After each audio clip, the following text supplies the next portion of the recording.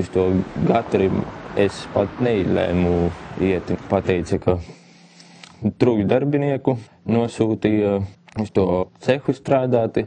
Dēlis bija par plānu, es tā dēli mazliet pastūmu uz priekšu, un tā rezultātā cimds aizskāra to ieliecēju mehānismu, ielika roku līdz aukonim.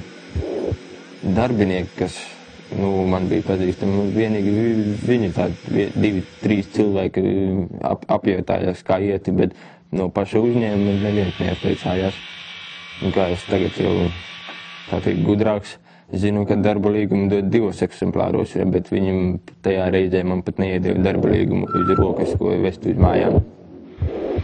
Operēja tā, lai pirkstu varētu, ar tiem 2 pirkstiem varētu satvert.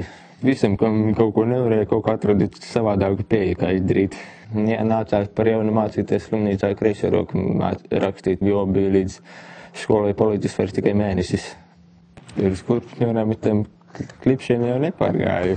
Vienkārši nevarēja aiziet, vienkārši savilku uz, tā teikt, šņoras un iebāz iekšā botēs.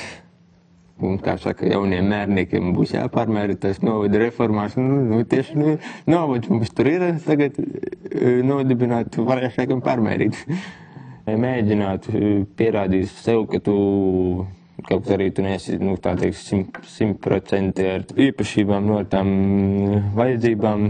Vienkārši sev mēģināt pierādīt, ka tu to vari.